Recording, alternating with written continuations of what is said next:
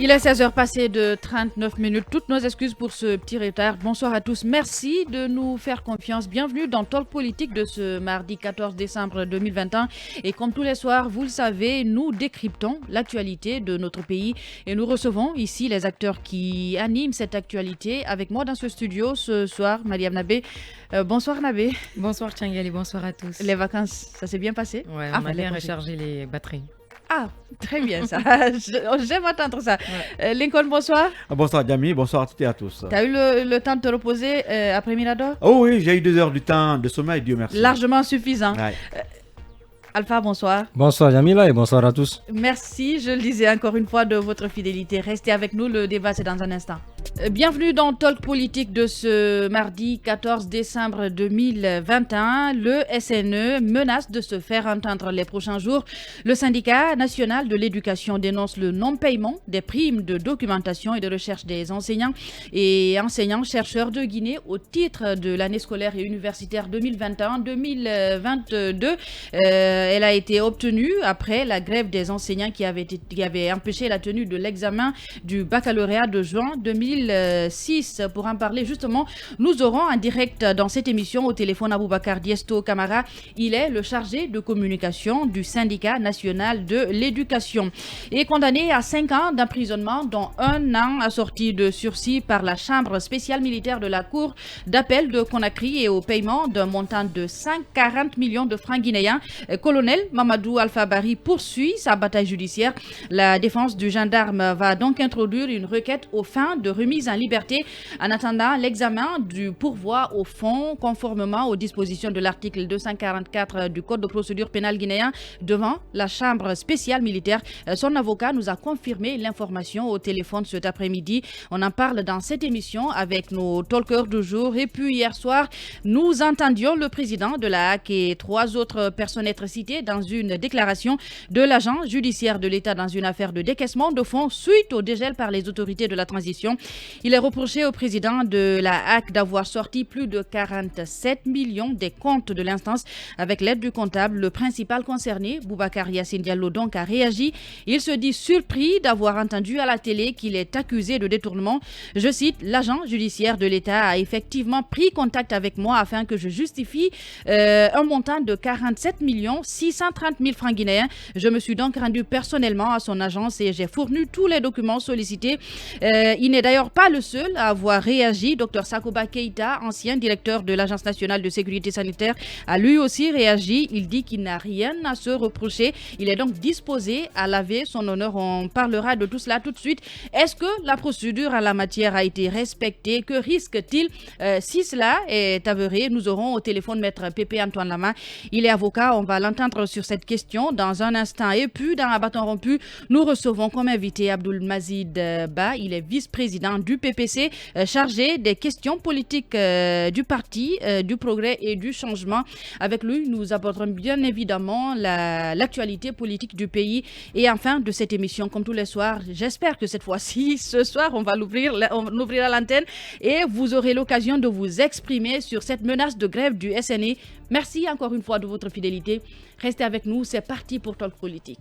Merci de votre fidélité encore une fois. Je le disais il y a quelques instants, le SNE menace donc de se faire entendre les prochains jours.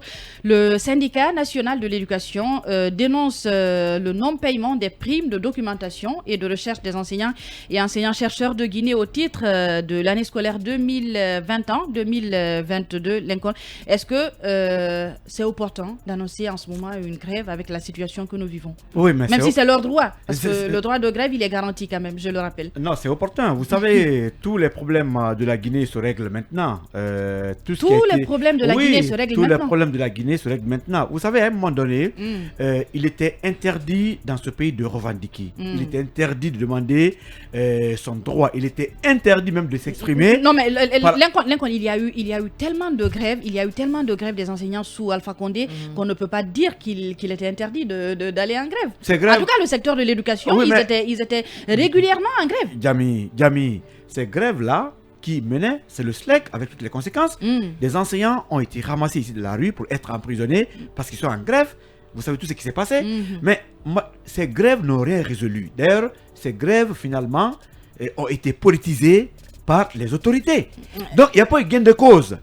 Tout ce qu'on a appelé à l'époque prime, c'est pourquoi j'ai aimé le combat du SLEG. Le SLEG voudrait qu'on mette toutes ces primes-là au compte du salaire. C'est que les autorités ont toujours refusé. On a toujours dit que... Là, justement, il n'est pas question du SLEG, mais du SNE. Et justement, on va écouter son chargé de communication qu'on a au téléphone, Aboubacar Diesto Camara. Bonsoir. Bonsoir, madame. Je vous pose la même question. Bonsoir à tous les auditeurs. Je vous pose la même question. Vous réclamez le paiement des primes de documentation et de recherche des enseignants et enseignants-chercheurs de Guinée au titre de l'année scolaire 2021-2022. Est-ce qu'il est opportun d'aller en grève en ce moment avec la situation que nous vivons? Bon, d'abord, il faut un peu recadrer le débat. Et vous savez d'abord que c'est une prime qui a été obtenue à l'issue des négociations syndicales entre la partie gouvernementale et syndicale depuis 2006. Et il va sans dire que depuis cette date, cette prime a été régulièrement donnée aux enseignants parce qu'on considère déjà que c'est un acquis qui est d'ailleurs différent de ce que votre co-animateur est en train de dire. Et je crois qu'il s'agit ici des primes sectorielles. Donc, les primes sectorielles sont différentes du salaire indiciaire. Donc, je crois que l'amalgame n'est pas à ce rendez-vous.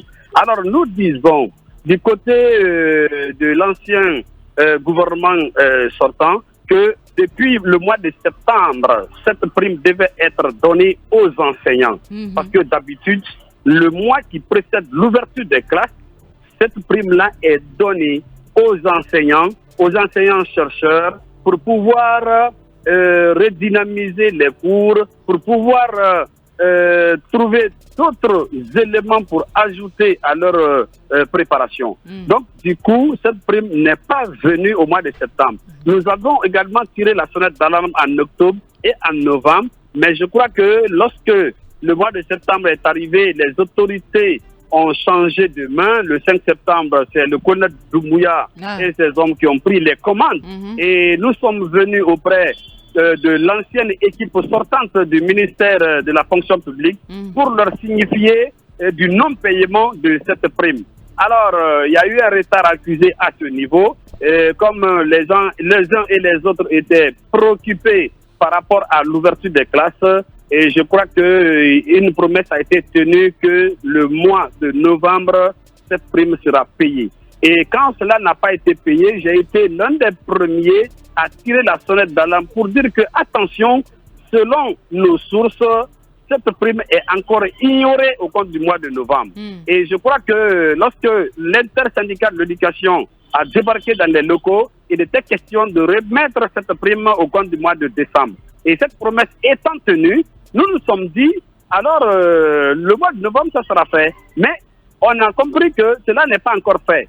Mais nous avons réfléchi à deux niveaux. Premièrement, est-ce que ce n'est pas un piège tendu par l'équipe sortante, notamment le secrétaire général du ministère de la fonction publique et le chef de cabinet sortant, pour dire que voilà, si l'eau doit déborder le vase, ça doit venir du côté de l'éducation. Alors nous nous sommes dit que nous accompagnons cette transition pour qu'elle soit apaisée et réussie. Et dans ces cas de figure, nous avons attiré l'attention des autorités du CNRD de ne pas tomber en disgrâce avec l'éducation. Qu'est-ce que vous avez fait concrètement quand vous dites que vous avez attiré leur attention? Voilà. Les nouvelles autorités au niveau de l'éducation, nous avons, au niveau de la fonction publique, nous avons attiré leur attention pour leur dire, attention, ce qui n'est pas payé, ça doit être payé. Mais qu'est-ce que nous avons constaté un peu dans ce retard? Il y a également une certaine magouille qui est orchestrée par certains cadres au niveau de la fonction publique. Et la magouille est orientée à quel niveau? Et vous savez, il y a près de 1600 et quelques enseignants qui sont allés à la retraite. Et les 1600 et quelques enseignants partis à la retraite, cette prime-là devait être versée à ces enseignants-là. Donc, ça veut dire que s'ils ne payent pas en ce moment-là, ils ne payent pas, je crois que si ça devait être payé au mois de janvier, il va sans dire que ceux-là qui sont allés à la retraite en décembre 2021 ne vont pas bénéficier de cette prime. C'est pourquoi nous voulons passer par toutes les issues favorables pour que cela soit payé et que ces retraités puissent partir avec cette prime qui est déjà leur due et qui est déjà leur acquis parce qu'ils l'ont travaillé, ils l'ont servi pendant ces moments-ci et je crois qu'il n'y a pas de raison qu'on n'impute cette prime de documentation sur leur salaire. Monsieur Camara, vous voulez que des gens qui doivent aller à la retraite en décembre obtiennent ces primes-là et des primes de préparation, achat de documents, réactualisation des cours. Mais est-ce qu'ils vont continuer l'année scolaire jusqu'en fin d'année? Ou bien c'est juste parce qu'il faut qu'ils les reçoivent? C'est quand même des primes de documentation et de recherche. Ils ne vont pas continuer à enseigner jusqu'en juin prochain quand même. Écoutez, le problème c'est un acquis. Et j'attire déjà votre attention que le salaire en principe ne doit même pas être coupé au mois de décembre. Il y a toujours jusqu'au mois de février pour que le salaire soit coupé et reversé au niveau des pensions. Oui. Donc, je crois que pour ne pas être dans un autre débat avec ces retraités, avec la fonction publique, il n'y a pas de raison qu'il ne peut pas payer en ce moment-là. Parce que ça, c'est déjà un acquis, c'est déjà un dû, ça devait être payé pendant le mois de septembre, ça n'a pas été fait. Le mois d'octobre, novembre, décembre, je crois que quel que soit le moment où ils payeront, je crois que ces gens-là doivent bénéficier. C'est pourquoi notre combat maintenant ne doit plus mettre accès sur la date du paiement, mais la prise en charge de tous ceux qui sont allés à la retraite, ils doivent être payés dans ces primes de documentation. Alors aujourd'hui, vous êtes en train de vous faire entendre via les médias, mais est-ce qu'officiellement vous avez adressé un courrier aux responsables de votre département de tutelle? Voilà. Donc hier, c'est avec notre grande surprise que nous avions appris sur les différents bulletins que cette prime est ignorée. Donc, ça veut dire que très rapidement, nous nous sommes déjà concertés au téléphone. On va se donner un rendez-vous pour faire un courrier comme on a l'habitude de le faire de façon professionnelle, comme tous syndicats professionnels. Voilà, pour envoyer un courrier aux nouvelles autorités de la fonction publique pour leur dire voilà ce que nous demandons encore une fois. Et si cela n'est pas fait, nous allons épuiser toutes les voies de recours pour que cela soit fait. Et en cas où cela n'est pas fait, nous allons passer vraiment à la vitesse supérieure. Vitesse supérieure, c'est aller en grève. Vous savez, la meilleure façon, l'arme la plus fatale pour un syndicat, ce n'est pas prendre les cailloux et être dans la rue. Ce n'est pas prendre les épées pour être dans la rue. C'est la cessation momentanée du service que nous avons la grève. Il y a des syndicats qui ont pris des cailloux ici pour dans la rue? Non, même si à des moments donnés, le SNE s'est opposé à certaines grèves des enseignants. Alors, ça, c'est soit dit en passant, monsieur Camara. Non, écoutez, vous savez. Écoutez, mais c'est pas un débat. C'est un point de vue. Monsieur Camara, est-ce que vous êtes renseigné si, en tout cas, ces primes-là ont été débloquées? Si oui, il y a eu dans le temps aussi ces problèmes par rapport au paiement des primes. Il y a eu des endroits où les primes retardaient. Il fallait parfois des bruits pour que ça soit payé. D'ailleurs, ceux qui payent même demandent parfois ce qu'on appelle des ristournes. C'est pourquoi, c'est pas l'amalgame que j'ai fait. À un moment donné, le SLEG voudrait que ces primes-là soient incluses dans le salaire puisque ça fait chaque fois objet de problème. Aujourd'hui, qu'est-ce qu'il faut les deux tombent en même temps, qu'il n'y ait pas d'intermédiaire. Qu'il n'y ait pas d'intermédiaire, tout intègre dans le salaire. Bien, d'abord, M. Lincoln, vous devez savoir que lorsqu'on dit salaire, c'est l'ensemble. Maintenant, l'indice, c'est ce que va s'accompagner après tout. Maintenant, lorsqu'il s'agit des accessoires, c'est ce qu'on appelle les primes. Comme par exemple, on peut vous dire, au niveau des médias, vous avez besoin de réclamer ce qu'on appelle la prime de rédaction, la prime de passage dans les studios, la prime de... Ah non, on n'a pas ça ici. Parlons de l'éducation, le secteur que vous connaissez le mieux. Nous, on a le salaire et puis vous avez des primes d'éloignement, par exemple. On doit aller à la pause après. Écoutez, chez nous, il y a ce qu'on appelle la prime de documentation, il y a ce qu'on appelle la prime de craie, ce qu'on appelle la prime de préparation, ce qu'on appelle la prime d'éloignement. Alors, il y a ce qu'on appelle aussi la prime d'incitation. Maintenant, ce que vous dites, qu'il y a eu des problèmes dans le paiement, ce sont les primes d'incitation qui, au départ, prenaient les enseignants uniquement en situation de classe.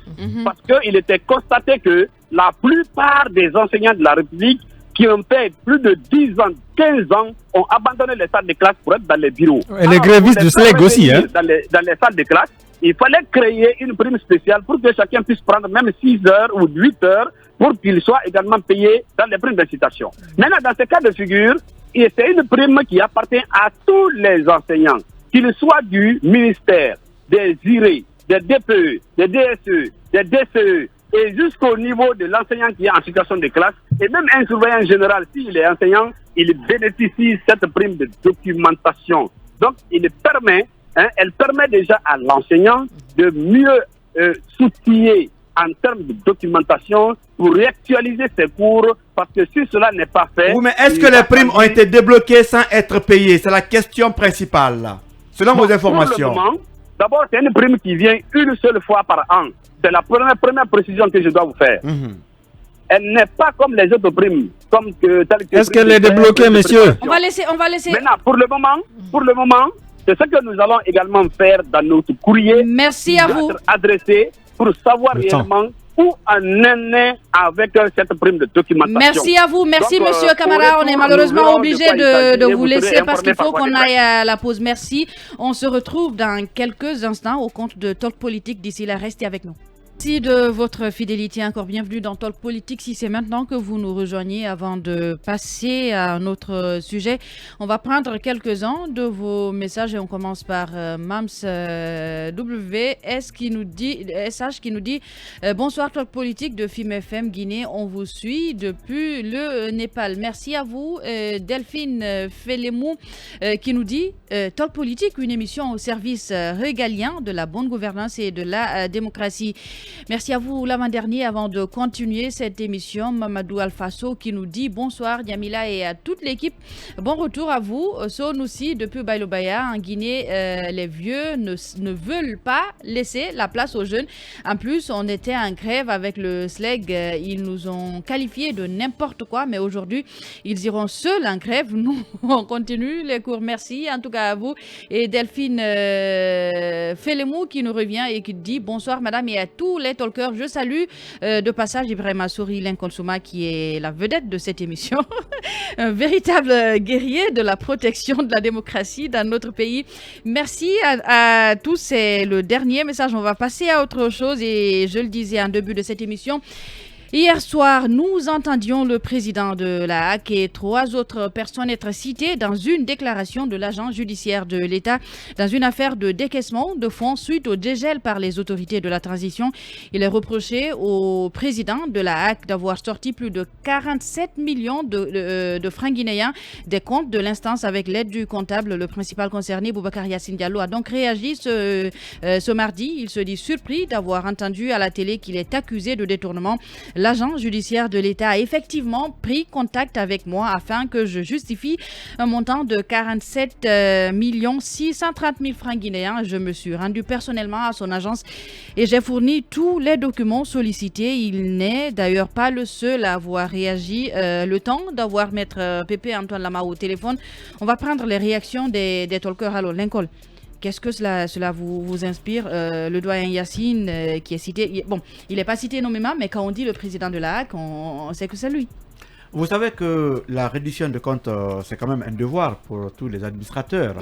Aujourd'hui, même si vous prenez 1 franc, en tout cas dans les caisses de votre institution, vous devez être à mesure de justifier. Moi, dans cette démarche, ce qui me plaît beaucoup, c'est le fait aujourd'hui qu'on va vers un process de normalisation ou en tout cas le retour à la normalité. Ailleurs, quand vous êtes gestionnaire, vous avez peur de toucher à 1 franc. C'est clair. Je ne dis pas que ceux qui sont aujourd'hui accusés sont pratiquement des coupables, mais le fait que cette volonté d'ailleurs, se dégage... ils se disent surpris, notamment le doyen Yassine et Dr Sakoba. Doyen Yassine qui se dit surpris d'avoir entendu cela à la télé alors qu'il s'était déjà justifié sur des montants et il avait expliqué à l'agent à quoi cet argent avait servi. Voilà, et l'acte, moi je me réjouis de l'acte puisque si on continue ainsi, je sais que les gestionnaires publics feront beaucoup attention à leur gestion. Mais nous sommes aussi dans un pays où beaucoup de malins et quand même se font dans les départements. Et ceux-là qui sont aujourd'hui incriminés peuvent ne pas être ceux qui ont pris l'argent. Mais si vous êtes responsable d'un département, en cas de quoi que ce soit, la première responsabilité vous incombe. Exactement. Jusqu'à preuve de contraire. Tout le monde connaît doyen Yacine, c'est notre doyen. Bon, je ne sais pas, l'homme est connu, inconnu, mais tout le monde sait que par rapport à l'argent, c'est un monsieur, on le dit d'ailleurs, qui n'est pas trop argent. Mais puisque Yacine est un gestionnaire, Yacine Diallo fera bien de justifier pratiquement la gestion. Et j'aime la démarche de l'agent judiciaire de l'État, puisque c'est des annonces qui sont faites. Lui, il n'est pas convaincu, peut-être des justifications faites par ces gestionnaires. Il a dit dans le communiqué, hein, les gens, en tout cas ce qui est dit comme justification, il n'est pas convaincu. C'est pourquoi il veut intenter une action contre ces gestionnaires. Désormais, c'est à la justice. Le problème, c'est que vraiment lui-même, il ne peut pas intenter des actions. Il n'est c'est pas le justement- procureur de la République. c'est Il y a un justement- problème de forme qui se sur pose. la- sur la Il question- n'est vraiment pas On attend l'école, il n'est l'avocat. vraiment Non, pas je dans son comprends. rôle. Il est déjà- Je voulais Il pas n'est le pas dans son connaître. rôle, il est parti à je côté, ça ne comprends. devrait pas Non, non, fonctionner de cette Alpha, façon-là. on Alpha a est déjà, pressé. on a déjà Alpha est pressé. Maître Pépé. Je voulais On a connaître déjà- Maître Pépé. Oui, d'accord, Maître Pépé, mais on a notre avis là-dessus. On a Maître Voilà. Pépé en ligne. Alpha, tu vas lui poser la question. Ah, très Bonsoir, bien. Maître Voilà. Pépé.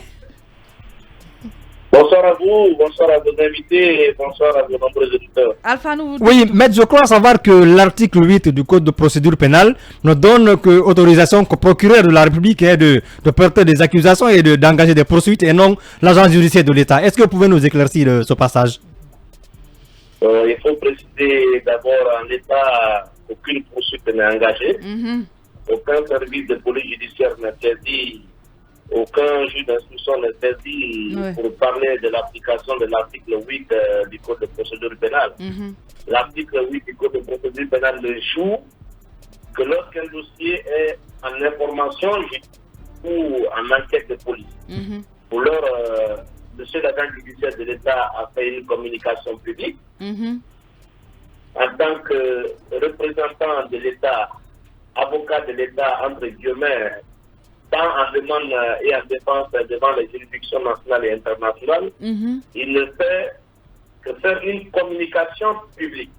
C'est une partie au procès, en tout cas à un procès éventuel qui s'est exprimé, et pour moi, cela n'est pas en soi un problème. Sauf qu'il faut, n'est-ce pas, penser à revoir un peu la communication pour ne pas que cette communication publique-là, qui constitue pour moi une déclaration d'intention, et il faut le rappeler d'ailleurs au passage que c'est d'ailleurs un devoir à l'égard du public qui a bien entendu le droit d'être informé. Tout à fait. Il faut juste aménager la communication de sorte à éviter que cela ne piétine la présomption d'innocence.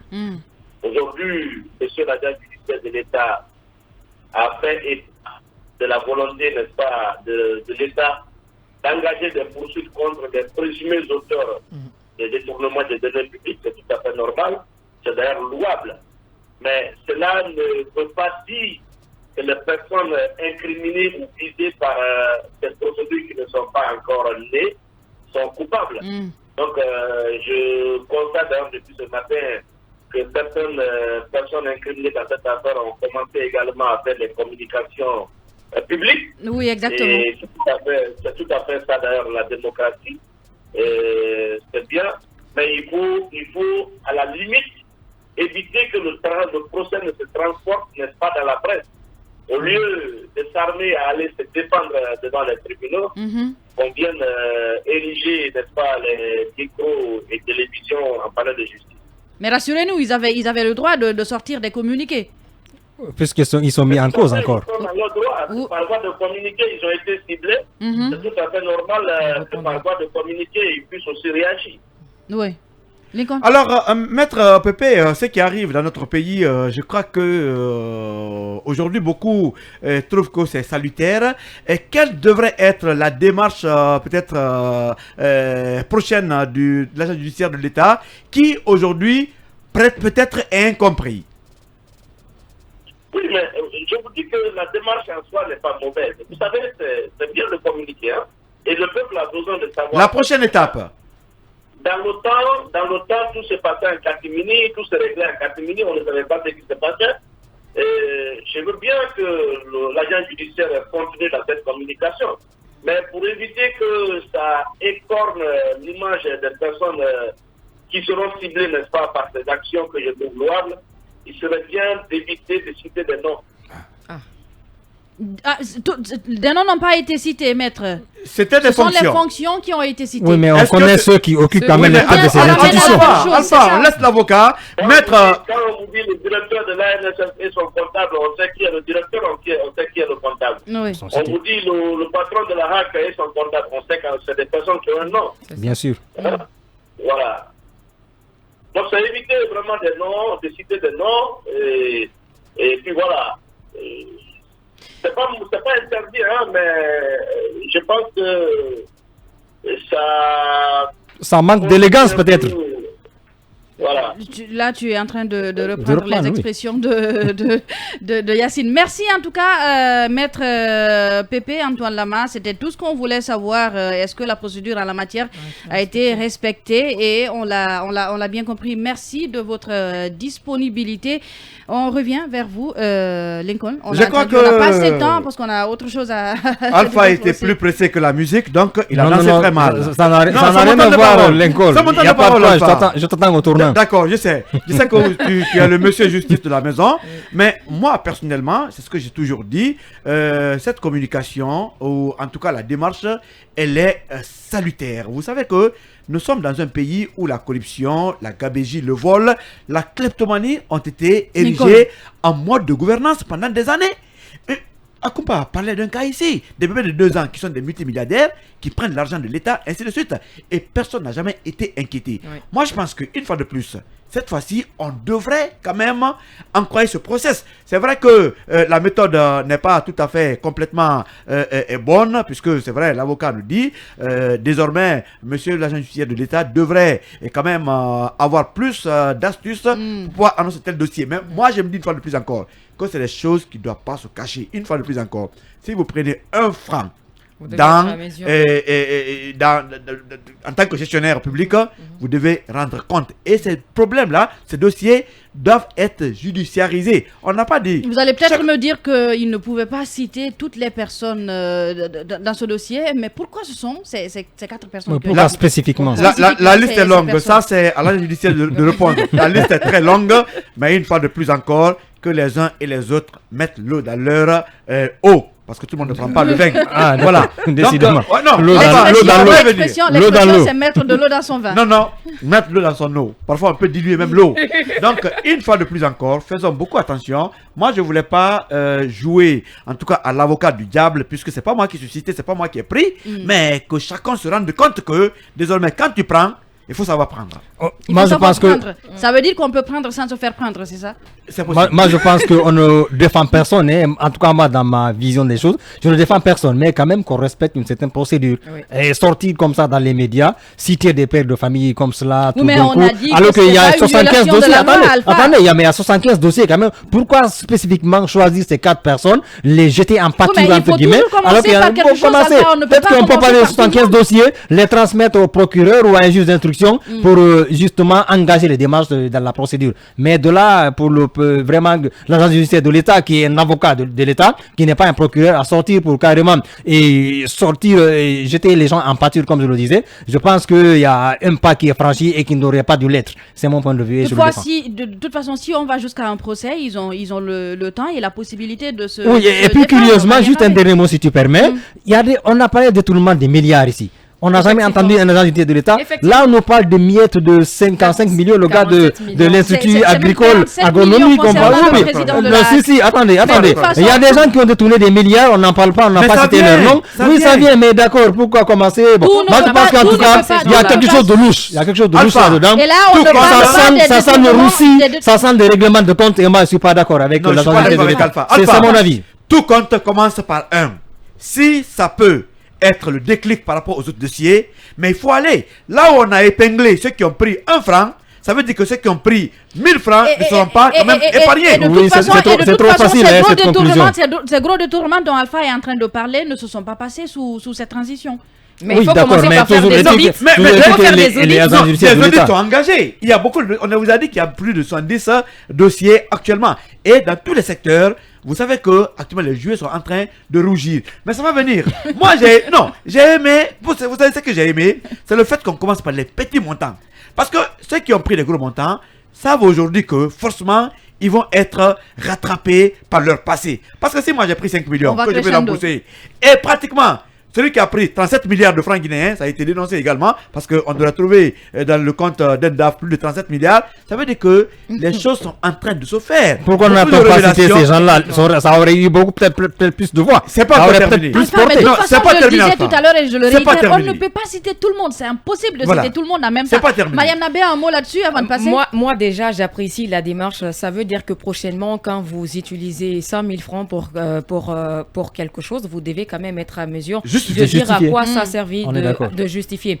Mais moi, j'aurais peut-être compris que le CNRD se penche beaucoup plus, ou l'agent judiciaire de l'État se penche beaucoup plus sur ceux, par exemple, qui ont détourné des milliards dans ce pays, des mois à l'arrière, peut-être en octobre ou en novembre. Ça viendra.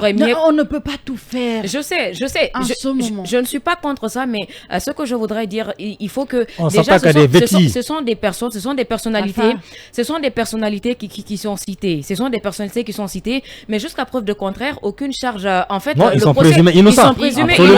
Personne ne l'a nié, ça. Et donc à ceux, par exemple, qui sont en train de coller des étiquettes de voleurs à ces personnalités, qu'ils fassent attention. Que ces personnes fassent attention. Ils ont la possibilité, ces personnes ont la possibilité de porter plainte contre ces gens. Donc que l'opinion publique soit vraiment cernée sur ces genres de questions. Merci à tous les trois. On passe à autre chose. Condamné, je le disais, à 5 ans d'emprisonnement, dont un assorti de sursis par la Chambre spéciale militaire de la Cour d'appel de Conakry et au paiement d'un montant de 140 millions de francs guinéens. Colonel Mamadou Alpha Bari poursuit sa bataille judiciaire. La défense du gendarme va donc introduire une requête aux fins de remise en liberté en attendant l'examen du pourvoi au fond. Alpha, un petit rappel de ce dossier. Bon, c'est un dossier qui avait à un moment donné polarisé les débats ici. Colonel Bari avait été poursuivi pour vol aggravé. Voilà, c'est un certain Ibrahima Diallo qui est présenté comme étant son oncle, qui a été mis aux arrêts par des agents de la gendarmerie de Dixine à l'époque où il y avait Bala Samoura. Et au plus fort comment on appelle, de la répression contre les agents, disons contre le FNDC. Donc le vieux avait été présenté comme étant un des financiers du FNDC. Voilà, donc il a été pris avec une importante somme d'argent dans son véhicule. Il a été transféré là, justement à la gendarmerie située dans l'enceinte de la mairie de Dixine. Donc c'est là que le colonel Bari est revenu. Il voulait aider, entre guillemets, le monsieur qu'il puisse s'en sortir. Et il se serait servi dans le véhicule du monsieur parce qu'il y avait énormément d'argent dedans. Il y avait non seulement de la monnaie étrangère, des devises en euros, en francs CFA, mais en francs guinéens. Donc voilà un peu ce qui s'est passé. On dit qu'il aurait pris beaucoup d'argent et qu'il avait même commencé à rembourser, mais voilà, et le colonel Bari a souvent clamé son innocence et malheureusement pour lui, le tribunal militaire permanent de Conakry l'a condamné. À 5 ans de prison, et la cour d'appel de Conakry avait confirmé cette condamnation, mais en diminuant 1 an, donc il avait plus 5 ans, dont 1 an à sortir des sursis. Donc, et condamné au paiement de 140 millions de francs guinéens. Maintenant, Maître Beya est en train de mener, son avocat Maître Salif, vous bien avouer que l'on connaît, en train de mener des démarches pour justement obtenir en attendant sa mise en liberté, avant d'obtenir justement une cassation de cet arrêt de la cour d'appel. Lincoln, finalement, colonel Mamadou Alpha Bari qui se bat pour sa libération. À un moment, pendant les grâces présidentielles, les gens avaient cru, on avait entendu le nom d'un certain Mamadou Alpha Bari. Beaucoup de personnes avaient sauté, pensant que c'était lui. Oui, ça veut dire que l'homme bénéficie quand même d'un grand soutien au sein des populations. Vous savez que c'est vrai, je ne peux pas commenter de la décision de justice, il est condamné, mais Colonel Bari, c'est aussi un serviteur de l'État. Ça, vous savez très bien, c'est un monsieur qui, quand même, à un moment donné, a quand même eu des rôles importants à jouer. Il était porte-parole de la gendarmerie. Et ce monsieur était également le grand serviteur des médias concernant toutes les informations concernant le corps. C'était son devoir, Lincoln. Non, j'en viens. Nabé, on va Nabé, dans ce pays, il y a eu des militaires qui ont tué. Ils sont où? Je ne peux pas répondre à cette question. Non, j'en viens. Vous savez, il y a eu l'amalgame dans cet événement.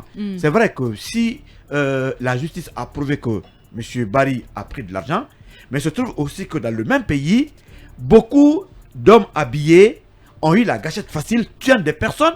Mais ceux-là qui ont tué dans ce pays... Oui, mais ces gendarmes ou policiers n'ont pas été personnellement identifiés parfois. Ah oui, mais pourquoi ils n'ont pas été identifiés? Non, pourquoi? Oui, parce qu'il y a un manque de volonté quand même de faire la lumière sur les crimes.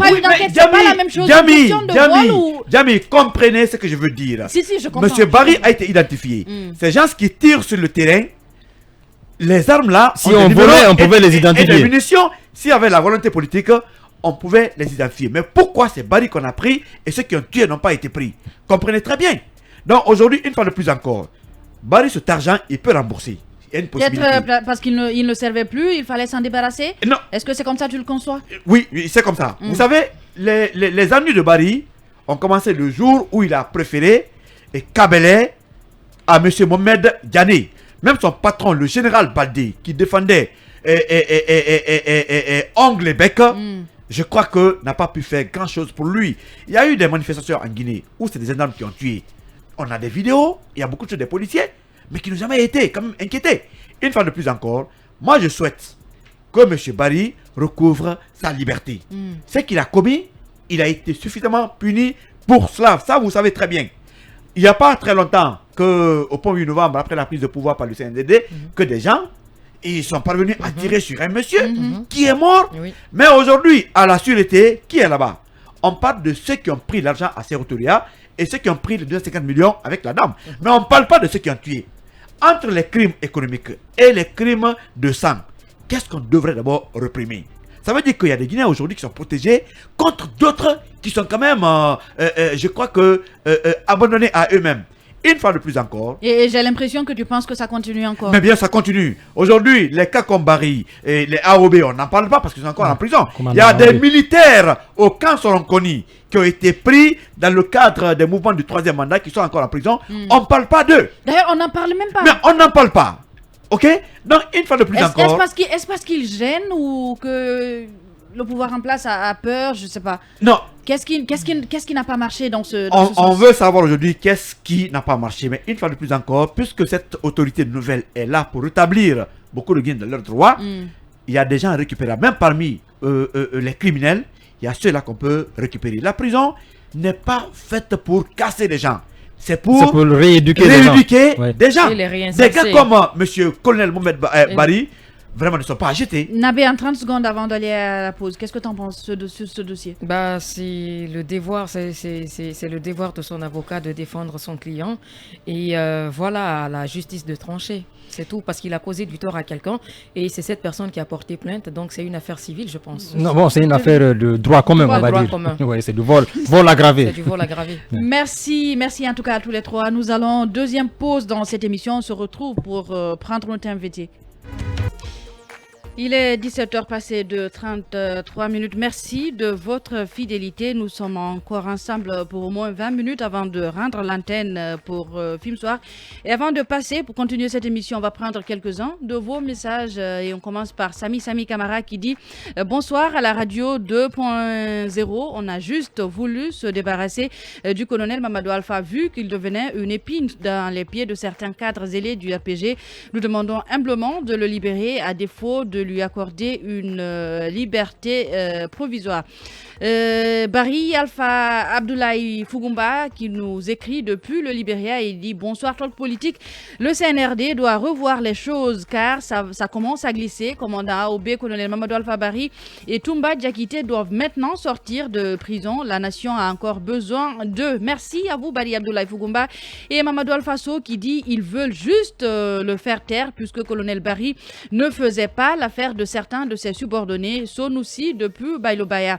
La mort n'est comparable à aucun autre crime. Bonne soirée à vous. J'admire beaucoup les interventions de Lincoln. Je disais, c'est la star de film. Et Abdoulaye Bantingel qui dit bonsoir les talkers et bon retour au grand Ibrahima Sori Lincoln Souma. La voix des sans-voix. Nous encourageons vivement l'agent judiciaire de l'État à continuer à divulguer tous les dossiers concernant le détournement des deniers publics. Il Il revient aux accusés de partir se défendre devant les tribunaux. Ces cadres qui ont pris l'habitude, au lieu de servir la nation, de se servir, il faut qu'ils servent d'exemple aux actuels et futurs dirigeants de ce pays. C'est Ataoula Mobantingel de la structure Génération. C'est Lou d'Alain Diallo, GCDD. Merci à vous.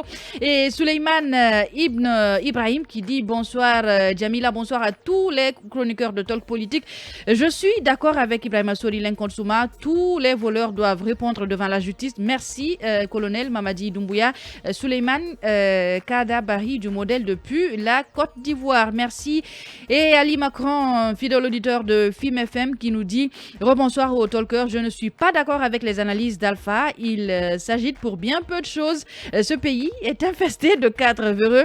Il est donc normal que le président légionnaire continue de mener la vie dure à tous les fossoyeurs de notre République, n'en déplaise. Merci à vous. Et Bachérif, certainement l'avant-dernier, avant de continuer les talks politiques. Bon retour à Lincoln. Nous souhaiterions un débat, un éclaircissement sur le mode de gestion du côté de l'abbé de la part du fameux tout-puissant Madifi Diané qui disait, je cite, « Le Fouta est une région dangereuse. Sur quoi se basait-il car il représentait le danger dans cette région. » On l'a compris. Et Delphin Félémou qui dit « Je tire le chapeau pour ce éminent avocat qui donne des explications limpides car chaque gestionnaire d'institution républicaine devrait donner des explications sur sa gestion en vue d'éviter cette gamme de corruption qui a fragilisé notre pays ces dernières années. » C'est le dernier message des auditeurs. Merci en tout cas de nous avoir écrit et surtout merci de votre fidélité encore une fois. Nous ne le dirons jamais assez. Je le disais en début de cette émission,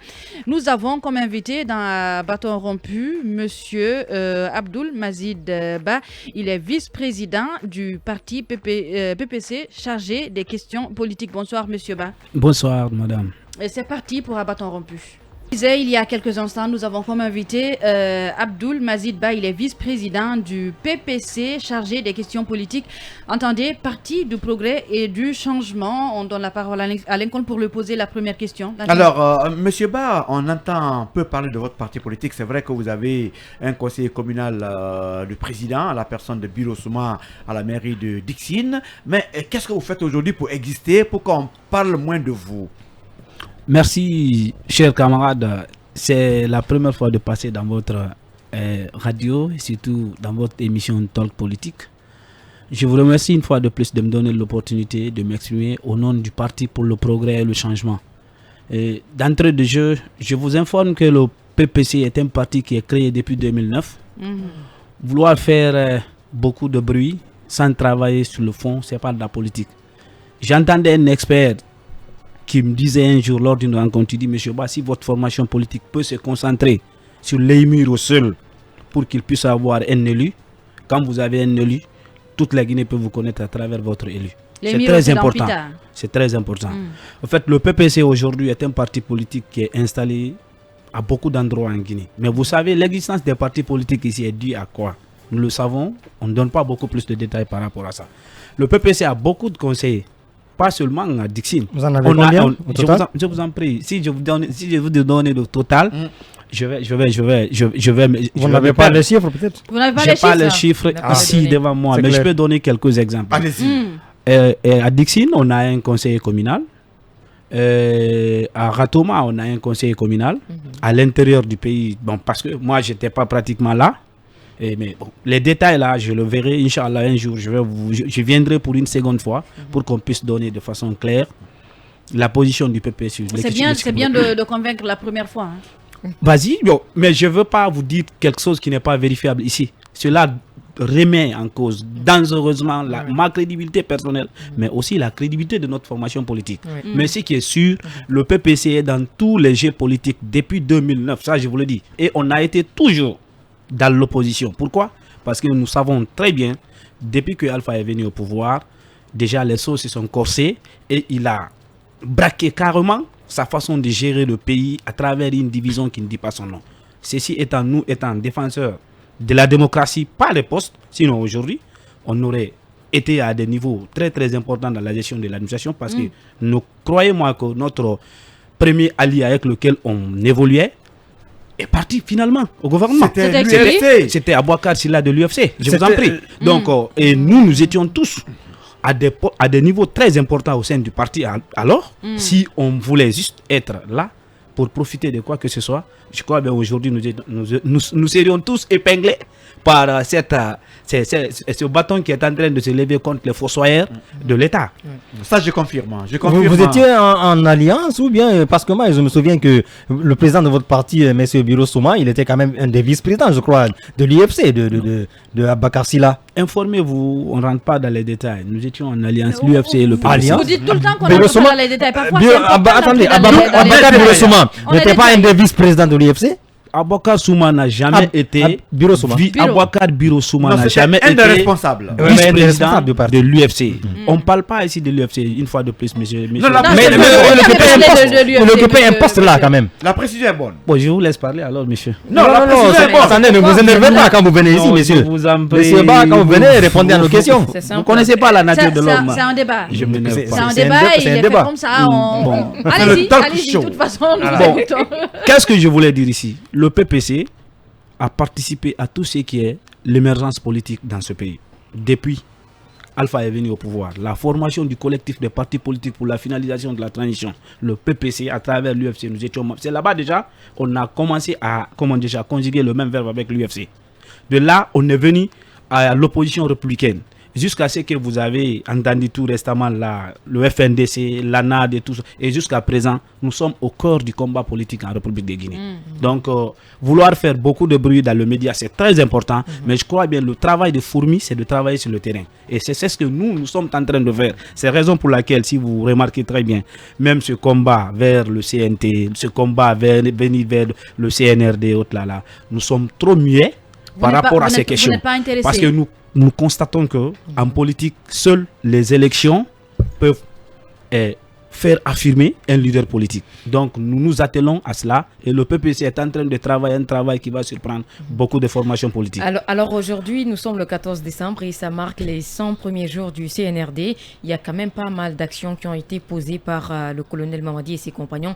Mais concrètement, qu'est-ce qui aurait pu être fait essentiellement pendant ces 3 mois, 10 jours par le CNRD? Donc je crois bien que les gens sont en train d'embrouiller le Guinéen à travers cette histoire de calendrier, chronogramme et autres là.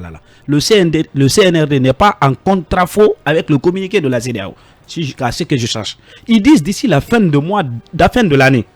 À partir du 1er de l'année 2022, c'est une autre date. Donc, ce qui veut dire que, qu'est-ce qu'on doit faire?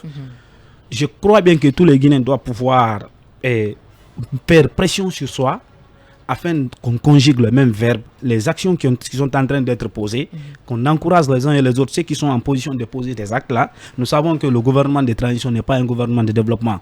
Tout le monde est d'accord là-dessus. Mais il faut au moins quelqu'un qui peut poser les bases afin que d'autres puissent continuer sur ces bases. Ce n'est pas non plus un gouvernement de regret. Je suis d'accord. En fait, à travers les actes que le CNRD est en train de poser, sincèrement, tout Guinéen aujourd'hui sait que nous sommes sur le terrain de progrès et non de regret. Vis-à-vis de M. Alpha Condé qui avait transformé le pays à un dépotoir politique, à sa poche, à sa famille politique et à ses amis et ses réseaux. Est-ce que pour autant il faut croiser les bras? Effectivement. Et ne pas être exigeant envers cette gente. Bon, écoutez, on serait parti avec 6 ans de dilapidation des deniers publics. 6 ans de corruption, 6 ans de division, 6 ans d'ethnocentrisme, 6 ans de régionalisme, 6 ans de clientélisme et de népotisme.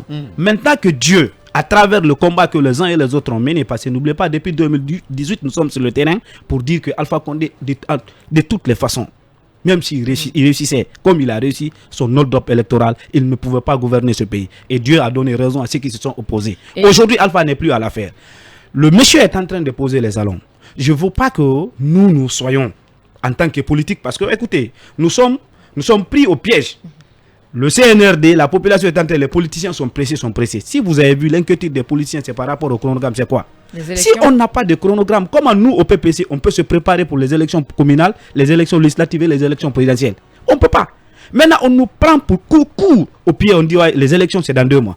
Si par exemple le CNRD il finit de poser... Ça ne risque pas d'arriver. Excusez, si le CNRD, par exemple, par rapport à son programme, il dit qu'il va redresser l'État, il a mis la CRIEF, il commence à traduire les uns et les autres vers devant la justice. On a libéré les détenus politiques. On a donné maximum de liberté aux Guinéens aujourd'hui. Nous savons qu'ils sont en train, tout récemment qu'ils ont rendu les domaines de l'ancien président de la République à sa famille, oui ou non? Donc ça, c'est des gestes qui sont en train d'encourager et puis aussi créer de l'engouement. Est-ce qu'il ne faut pas craindre qu'ils prennent goût au pouvoir et qu'ils se cramponnent pour carrément rester là, quoi, et s'incruster au pouvoir? Ouais, moi, est-ce que ce n'est pas à craindre? Les gens ont encore le souvenir de Dadis. Dadis, justement. Moi, je suis candidat ou pas candidat. Moi, je suis quelqu'un. moi, je suis toujours sceptique, moi, dans ma vie. Je crois à rien, mais je ne minimise rien. Pour le moment, c'est monsieur le colonel Doumbouya qui a dit qu'il ne va jamais se cramponner au pouvoir. Et aucun membre du CNRD, tout au moins du gouvernement, Dadis avait dit la même chose. Il faut le croire. C'est ça? Écoutez, nous avons, nous, la force, la possibilité de contraindre à qui que ce soit de ne pas être au pouvoir ici de façon non démocratique. Ça, c'est déjà, on a fait nos preuves. C'est pourquoi je ne voulais pas qu'on revienne sur ça. Ce qui est sûr, donnons le temps au temps. C'est le meilleur conseiller de l'homme. Et donc, vous cautionnez la non mise en place du CNT jusqu'à présent? Jamais. Alors comment expliquer le retard accusé dans la mise en place du CNT après 3 mois d'exercice au pouvoir? Après plus de 3 mois. Vous savez, dans notre mémorandum concerté, on avait proposé de 15 à 18 mois. Je crois bien. Notre mémorandum de l'ANAD, c'est qu'on a déposé. Nous sommes à 3 mois. En 10 mois, on peut régler beaucoup de choses. Parce que cette affaire-là, ce n'est pas beaucoup de choses à faire. C'est juste mettre un fichier électoral apprécié par toutes les parties en compétition, un fichier électoral qui est verrouillé, qui ne peut pas faire l'objet d'une manipulation ou d'une corruption personnelle, un fichier qui rassure le peuple. Ça, c'est un. Deuxièmement, programmer les élections, le référendum. Il y a beaucoup d'autres étapes. Il y a une CENI qu'il faut composer. Je suis d'accord. Il y a le CNT, il y a la nouvelle constitution qu'il faut mettre en place. Il y a beaucoup de choses à faire avant d'aller à une élection. Je suis d'accord avec vous. Moi, je crois bien. L'essentiel de cette affaire, c'est quoi? C'est l'aboutissement aux élections, oui ou non? Donc tout ce que vous dites là, quand la volonté politique et les premiers pas sont mis, mettre tout ceci là en 3 mois, on peut remplir tous ces trous et puis ça marche. Ce qui est sûr, nous donnons le temps au CNRD parce que c'est eux qui ont eu le courage le 5 septembre contre toute attente. Et donc, même si le CNRD décide d'être là jusqu'à la fin du mandat d'Alpha Condé, jusqu'au 2026, ça ne va pas poser problème. Je vous dis bien, notre mémorandum, c'est 15 à 18 mois. Et nous restons dans ce cadre. Nous conseillerons à nos frères amis du CNRD l'engagement qu'ils ont pris sur l'honneur et devant le peuple de respecter. C'est simple. L'homme, c'est quoi? C'est la parole donnée. Quand tu t'engages personnellement devant ta famille, devant le peuple et le monde entier, je ferai ça. Je crois bien tout homme qui veut sortir par la grande porte se met toujours à disposition afin de respecter ça. Mais je vous dis en plus, les gens veulent qu'on accorde beaucoup de supputations autour de cette affaire de chronogramme. Je suis d'accord parce que le pays ne peut pas être éternellement dans cette histoire de transition. Nous regrettons les 3 transitions que la Guinée a gagnées. Nous prions Dieu que ce soit la dernière transition pour la République de Guinée. Pourquoi? Parce qu'il y a eu toujours des dérapages, des défaillances, c'est la raison pour laquelle on est revenu dans la transition. Mais comme ils ont dit, ils vont mettre des balises qui ne permettront à personne d'autre maintenant de venir tripatouiller la Constitution. Donnons la meilleure façon. Ça a été fait, la Constitution de 2010 quand même, elle était carrément verrouillée. Elle n'a pas été soumise au référendum, c'est la raison pour laquelle Alpha elle a été verrouillée quand même, doublement. Ça n'a pas empêché Alpha Condé de faire ce qu'il voulait. Alpha a modifié la Constitution. Il a fait un coup Il l'a changé. Il n'a même pas modifié. Il a changé la Constitution. C'était carrément une nouvelle Constitution. Il a mis une nouvelle Constitution sur place. Je suis d'accord. Il a fait un coup d'État constitutionnel. On l'a combattu. C'est vrai. Mais je vous le jure, ils nous ont dupés en 2010 en mettant une Constitution qui n'a pas été l'émanation du peuple. Moi, je le dis personnellement, dès que Alpha a commencé ses turpitudes, j'ai dit on va aller au combat, mais ici on s'est laissé berner. Si on exigeait qu'on reprenne les élections comme ils l'ont dit par Jean-Marie Doré, aujourd'hui on n'allait pas être dans ça. Alpha n'allait avoir aucune possibilité. Peut-être une dernière question. La dernière, oui. Vous parlez d'Alpha Condé, qu'est-ce qu'il faut faire de l'homme? S'en sort. Alpha Condé, il faut l'inculper à la barre, le juger, le condamner à Guinée ici. Condamner pourquoi? Excusez, le juger. Je viens. Condamner pourquoi? Condamner Alpha à travers les 200 et quelques personnes qui ont été tuées pendant les manifestations qui est. La manifestation qui est accordée par la Constitution, c'est ce qui est un droit constitutionnel. Alpha ne doit pas échapper. C'est la raison pour laquelle je vous ai écouté hier soir à travers un ancien ministre qui m'a séduit de passage. Pourquoi la CEDEAO, la communauté internationale, veulent qu'on relâche Alpha sans condition? Pourtant, Alpha a créé beaucoup de torts aux Guinéens lambda. qui ne peuvent pas se défendre, qui n'avaient pas la même position qu'Alpha Condé. Comme vous le disiez ici, les gens ont la gâchette facile de tuer les gens au nom de qui et sous ordre de qui? C'est Alpha Condé. La seule chose qui doit attendre Alpha Condé, c'est de l'inculper maintenant. Il ne faut même pas attendre. Parce que si tu as vu, les gens sont en train de faire des supputations, libérer. C'est pas juste, il n'y a pas juste, juridiquement, il n'y a pas quelque chose qui est derrière Alpha. Si Alpha est reconnu coupable des crimes de sang, comme des forces communes qu'il a installées en Guinée forestière et partout à travers le pays, je vous le jure, la Guinée, les 200 et quelques jeunes qui sont couchés aujourd'hui à Bambeto, tant que cela n'est pas jugé, M. Doumbouya, je l'invite, donnerez l'âme de ces enfants qui sont à Bambeto. C'est pas lui qui le fait, c'est la justice. Écoute, aujourd'hui, c'est lui qui est la clé de voûte de la justice guinéenne, parce que c'est lui qui est aujourd'hui le président de la transition.